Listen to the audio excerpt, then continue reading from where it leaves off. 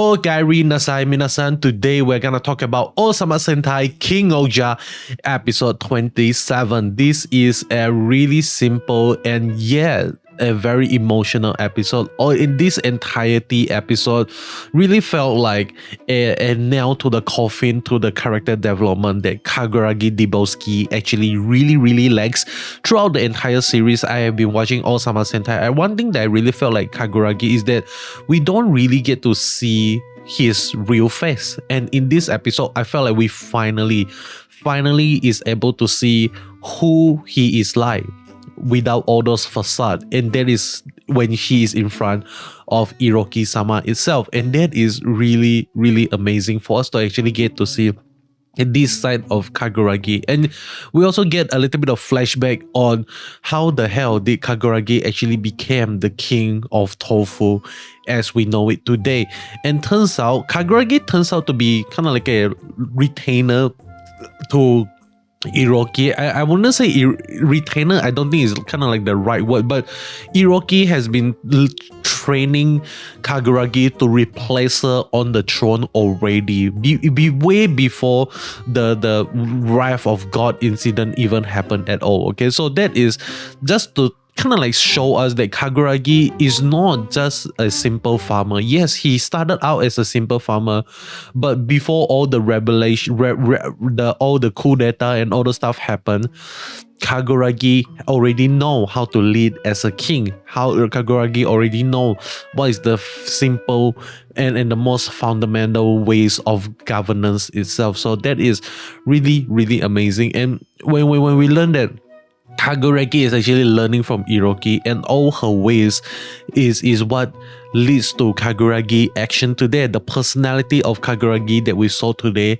are all the actions of not actions, all the teachings of Iroki itself, like dirty your hands, sacrifice your own reputation, and be ready to betray yourself, and all those things, all for the sole purpose of protecting tofu, protecting the country first. And that is so I'm not sure what is the right words to use here, but maybe I think the most amazing thing that I can say is respect, mad respect, man. Like for someone to be able to destroy themselves, to make themselves look dirty, just to went out of their way to protect something that is precious to them, is really amazing. It kind of like reminded me of it sounds a little bit far-fetched, but I was like reading Bible, and then in the book of Jeremiah chapter 18, there's a segment of the chapter where God actually leads one of the people, I forgot who already, I think leads Jeremiah to a potter's house, and when he saw the potters is like doing the clay, making shape out of it and all the stuff, like one thing that really stood out to me when I read that verse is like the hands that is like making the clay out of pots and vase and all those stuff. Those hands are dirty, man. Like all those hands, like you don't wear glove when you're making clay and all those stuff. So they actually show me that, hey, this is what God is willing to do for us, you know, like getting his hand dirty, getting his hands involved in our life and all those stuff. Similarly, we get to see this in Kaguragi and also Iroki itself. So that is a very honorable trait of a king that it is just amazing. Okay, I just really enjoy all those things. And the saddest thing I would say is how Kaguragi never really wanted the throne. Like he never really wanted to become king. He never wanted to rule over tofu, and yet he is just a simple man, a simple farmer who was being tasked with this grave responsibility to protect the country and to kind of like feed the people, something like that. And Suzume actually understood this really well.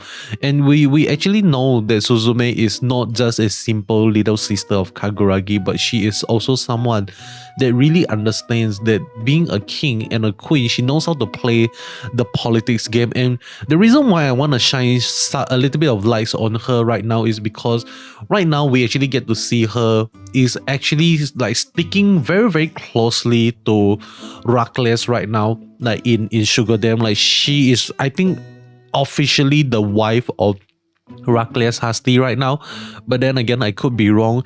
So at first I actually mentioned that she might actually betray, like Tofu betray the rest of the Sentais, but I don't think so. Okay, like the reason why she stay close to Rakles is because she knows that her help is gonna be needed when the time is near for them to take over Sugar Dams once again. So that is the reason why I think Suzume actually choose to stay close with the Rakles itself. It is really, really fantastic for us to actually get to see that happening in this episode. A very touching story where we actually get to see the someone sacrificing their own life for the betterment of other people. I think all like stories like this always gets me. Like I really enjoy it. I really love it. But I also really love like the little wording like, hey, you little traitor, something like that. And the reason why Iroki called Kaguragi the traitor is because Kaguragi failed to put Tofu first. You know, he chose to even after 17 years, after he understood that what a king should do and being a king, all these things, you would think that Kaguragi would actually kill Iroki right now, you know, like in present day, like just strike her down and all that stuff. But Kaguragi did not actually do that. Kaguragi actually went straight to the source of the resurrection, just beat the shit out of Grody, and the resurrection is gonna disappear. And that is what we saw happening at the end of this episode. So this, like I said, this is a really fantastic episode, and there's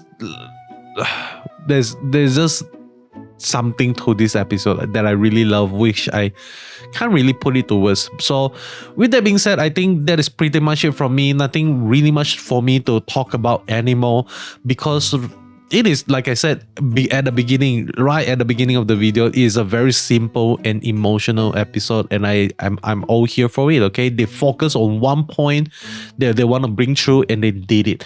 So another thing that we saw in this episode that really piques my interest, which is related to the next episode, is Rita. Rita actually felt like she was being used by people, like, hey, what am I even doing? Like, what am I doing here and all the stuff? Like, I'm not sure what really happened there. Like, is like Rita coming out of her shells? Is she trying to break out of her hermit shell right now? Because in the next episode, we actually get to see a lot of like Cupid arrow that is able to shoot you right in the heart if you're not careful, because Rita is gonna become an idol and she's gonna act super cutesy and all those stuff on stage. So I'm not sure what to expect in the next episode, but next episode is gonna be lit. It's gonna be amazing because we get to see Rita acting all cute and stuff. Okay, so with that being said, that is all from me. If you enjoyed this video, comment the word Rise. Why Rise? Because Rise is kind of like the main highlight in this episode. So RICE, that is the word. If you made it this far into the video, congratulations. For those who did not make it until the end of the video, sad. Never mind. Bye bye. Goodbye. See you next video.